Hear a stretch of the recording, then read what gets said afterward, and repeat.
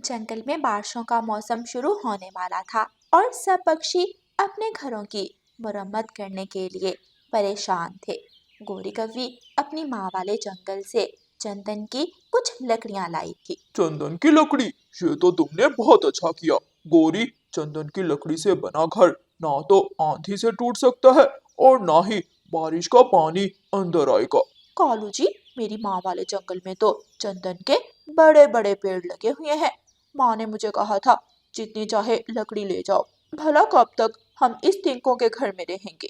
गोरी, अब बस किसी पक्षी को पता नहीं चलना चाहिए कि हमारे पास कीमती लकड़ी है, और तुम देखना उन बेचारे पक्षियों को बारिश में भीगते हुए। ये सुनकर गौरी कवि को एक आइडिया आता है। कालू जी, क्यों ना हम माँ वाले जंगल से लकड़ी लाकर यहाँ पक्षियों को महंगे दामों बेच दें। इस तरह हमारा व्यापार भी हो जाएगा और इन गरीब पक्षियों का भी भला हो जाएगा। गोरी, तुम तो कितनी अच्छी कवि हो, इन पक्षियों का कितना सोचती हो। रानो बहन, बारिशों का मौसम शुरू होने वाला है। क्या आपने अपने घर की मरम्मत कर ली है? अभी कहाँ तोते भैया, मैं तो सोच रही थी कुछ पत्ते लेकर पहले घर की छत पर रखूं और फिर उस पर लकड़ी से नई छत बनाऊं। पिछले साल भी बारिश में कमज़ोर होने की वजह से मेरी छत टूट गई थी और बारिश के पानी ने मेरे घर का बहुत नुकसान किया था। तोता और रानो चिड़िया बैठे बातें कर रहे थे कि उनके पास कालू कौवा आता है। कालू भैया, आप सुनाओ, आपने अपने घर की मरम्मत कर ली? हाँ हाँ, और मैं तो तुम्हें भी बताने आया हूँ। मैंने और गोरी ने दूर के जंगल से लकड़ियों का स्टॉक मंगवाया है। चंदन की लकड़ी बहुत महंगे दामों बिकती है, लेकिन तुम पक्षियों के लिए हम आधी कीमत में ही दे देंगे।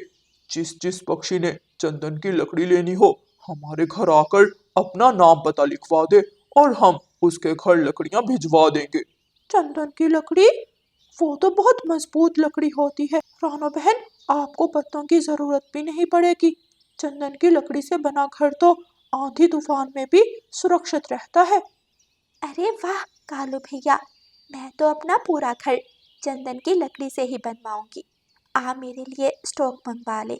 हाँ हाँ, और मेरे लिए भी, और बाकी दोस्त पक्षियों को भी मैं बता दूंगा कि वो तुम्हारे घर आकर जितनी चाहे चंदन की लकड़ी ले लें।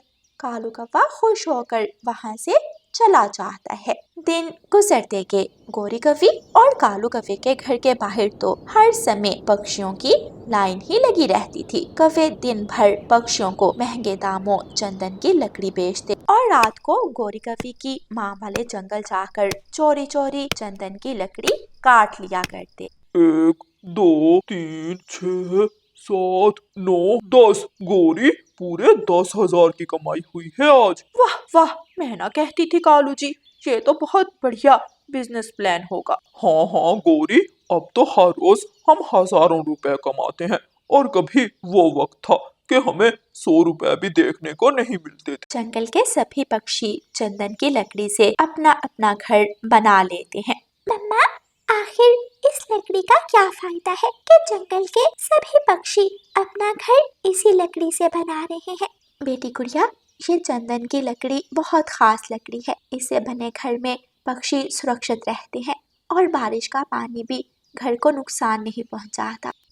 और फिर कुछ दिन गुजर जाते हैं। एक रात कालू कौवा और गोरी कौवी चंदन की लकड़ी काटने गोरी की माँ वाले जंगल गए हुए थे कि वहाँ कुछ पक्षी इकट्ठे होकर उनको रोकने की कोशिश करते हैं। दुष्ट कौवो, तुमने मिलकर हमारे पूरे जंगल से चंदन का खात्मा कर दिया है, और अभी भी बाज नहीं आए। वो सब पक्षी मिलकर कालू कौवे और गोरी कौवी को एक पेड़ से बांध देते हैं। हमें छोड़ दो, प्लीज हमें छोड़ दो। हम तो बस अपने जंगल के कुछ गरीब पक्षियों का भला करने की नीयत से यहाँ आए थे। मुझे तुमसे ये उम्मीद नहीं थी गोरी। तूने तो पूरे जंगल में मुझे मुंह दिखाने के काबिल नहीं छोड़ा। मैंने तुझे तेरा घर बनाने के लिए लकड़ियां दी तो फिर क्या जरूरत थी ऐसे लकड़ी चुराने की? माँ, वो तो मैंने बेच दी। अब जंगल के सब पक्षियों के घर चंदन की लकड़ी के बन के हैं। बस एक हमारा ही है जिनका तिनकों का घर है। गोरी कौवी की बात सुनकर सभी पक्षी बहुत गुस्से में आ जाते हैं। इन कौवों ने न सिर्फ चोरी की बल्कि पक्षियों को चोरी का माल बेचा और उससे मुनाफा भी कमाया है। इन पक्षियों की सजा क्या इससे कम हो सकती है कि इन्हें पत्थर मार मार कर यहाँ ही मार दिया जाए। मेरा ख्याल है हमें चील रानी को बुलाकर फैसला कर लेना चाहिए। चील रानी को तुरंत वहां बुलाया जाता है और सारी बात चील रानी को बताई जाती है। अब आप ही बताओ चील रानी, इन अपराधियों का क्या करना चाहिए। चंदन की लकड़ी एक नायाब लकड़ी है और ये अनमोल पेड़ सिर्फ हमारे जंगल में ही उगते हैं। इस चोरी की सजा इन्हें यही मिलनी चाहिए कि इन्हें 2 लाख का जुर्माना किया जाए और साथ साथ 10-10 डंडे भी मारे जाएं। 10-10 डंडे? चील जी, कुछ तो हम पर दिया करें। क्या तुमने चंदन की लकड़ी चोरी करते समय और फिर पक्षियों को महंगे दामों बेचते समय दिया की थी? फैसला हो जाता है। सब पक्षी चील का फैसला मान लेते हैं। कौवों के साथ 2 उल्लू सैनिकों को भेजा जाता है। कौवे अपना जुर्माना चील के महल में जमा करवाते हैं और फिर सब पक्षियों के सामने उन्हें 10-10 डंडे मारे जाते हैं। हाय मेरी पूंछ, गोरी, मैं तो मर गया। ना कमाया हुआ पैसा काम आया और ना ही हमारा घर चंदन की लकड़ी का बन सका। तुम्हारे लालच ने हमें कहीं का ना छोड़ा। कौवे अपने घोंसले में बैठे ऐसे बातें कर रहे थे और रो रहे थे कि अचानक तेज बारिश शुरू हो जाती है। सब पक्षी अपने मजबूत घरों में बैठे बारिश का आनंद ले रहे थे, लेकिन कौवों को तो ये बारिश भी अपने सिरों में पत्थर से कम न लग रही थी, क्योंकि उनके तिनकों का घर टूट गया था और अब कौवे बारिश में भीगते फिर रहे थे। प्यारे दोस्तों, इस कहानी को लाइक, अपने दोस्तों के साथ शेयर और चैनल को सब्सक्राइब करना बिल्कुल मत भूलना। आपका धन्यवाद। रानो चिड़िया की ऐसी कहानियाँ सुनने के लिए YouTube सर्च बार में रानो चिड़िया की कहानी लिखें या फिर ये बटन दबाकर बोलकर कहें रानो चिड़िया की कहानी।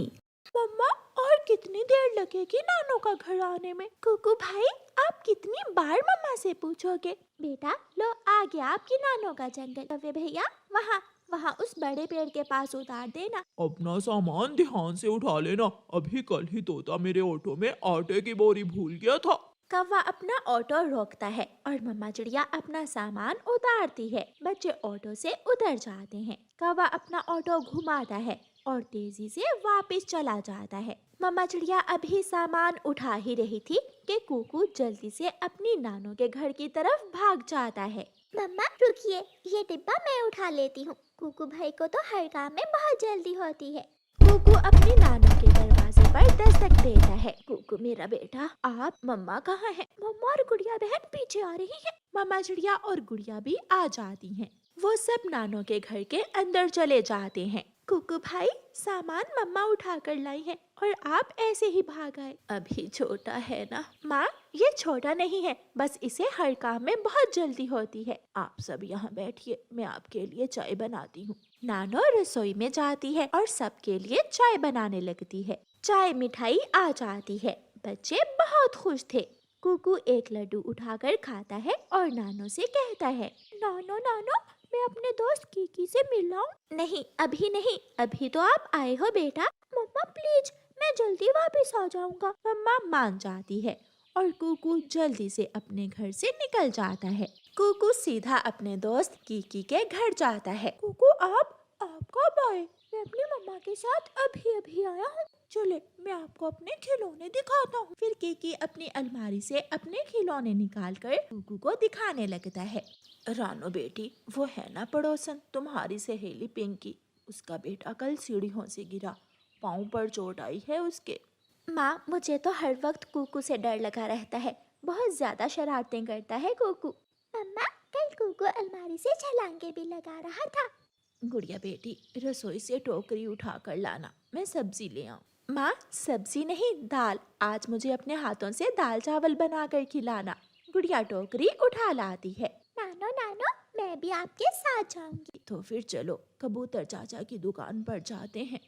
फिर गुड़िया और उसकी नानो कबूतर चाचा की दुकान पर चली जाती हैं। कबूतर भाई, आज मेरी बेटी आई है, दाल चावल बनाने हैं, अच्छे वाले चावल और दाल दे दो। रानो, क्या आज रानो बहन आई है? हाँ, अभी अभी आई है, बच्चे भी साथ हैं। मैं शाम को आऊंगा रानो बहन से मिलने। लूसी तो कई दिनों से पूछ रही थी रानो का। नानो और गुड़िया कबूतर चाचा की दुकान से दाल चावल लेती हैं और फिर मैना की सब्जी की दुकान पर चली जाती हैं। मैना, ताज़ा ताज़ा टमाटर और लाल मिर्ची दे दो। माँ जी, लाल मिर्ची बहुत तीखी है, थोड़ी कम डाल लेना। और टमाटर तो मैं अभी अभी खेत से तोड़ कर लाई हूँ। नानो और गुड़िया सब्जी, दाल और चावल लेकर घर चली जाती हैं। कीकी दोस्त, मुझे भूख लगी है, अब मैं घर जा रहा हूँ। कुकू बेटा, अभी रुको, अपने दोस्त से बातें करो, मैं आपको अभी पकोड़े बना कर देती हूँ। नहीं आंटी, मैं घर जा रहा हूँ, गुड़िया ना जाने क्या कर रही होगी। कुकू वहाँ से चला जाता है। कीकी, देखा बेटा, कुकू कितना अच्छा बच्चा है, कितना ख्याल रखता है अपनी बहन का। वो बहुत शरारती है, आपके सामने अच्छा बन रहा था। नानो रसोई में दाल चावल बना रही थी। गुड़िया नानो के पास बैठी हुई थी और मम्मा चिड़िया घोंसले में आराम कर रही थी। कुकू भी घर आ जाता है। नानो नानो, मुझे बहुत भूख लगी है। आ जाओ, मैं दाल चावल बना रही हूँ अपने बेटे के लिए। कुकू अपनी बहन गुड़िया के पास बैठ जाता है। नाना, कल मैं आपके साथ जंगल जाऊंगा। हाँ, कल मुझे जंगल लकड़ियाँ लेने जाना है, मैं ले जाऊंगी आपको साथ। नानो नानो, मैं भी जाऊंगी, दोनों चले जाना। नानो दाल चावल बना लेती है और सब इकट्ठे बैठ जाते हैं। नानो अपने बच्चों को खाना परोसती है और सब मिलकर खाना खाने लगते हैं। लूसी, आज रानो की माँ बता रही थी कि रानो आई हुई है। हाँ भतीजी, कुकू आया था कीकी से मिलने, वो सब दोपहर को आए हैं। चलो रानो से मिल आते हैं। रुकिए, मैं डिब्बे में गाजर की खीर डाल लूं, मैंने गाजर की खीर बनाई है। लूसी कबूतरी डिब्बे में गाजर की खीर डालती है और दोनों पति पत्नी कीकी को सोया हुआ छोड़कर रानो से मिलने चले जाते हैं। रानो बहन, मैं तो कई दिनों से सोच रहा था कि किसी दिन आपके जंगल जाऊंगा। मैं भी आप सबसे बहुत उदास थी, इसलिए आपसे मिलने आ गई। बुलबुल भी आ जाती है और पीछे ही मैना भी। रानो, कल दोपहर का खाना आप मेरे घर से खाना। बुलबुल बहन, लेकिन कल का खाना तो रानो ने मेरे घर से खाना है, तो फिर सुबह का नाश्ता मैं बना लूंगी।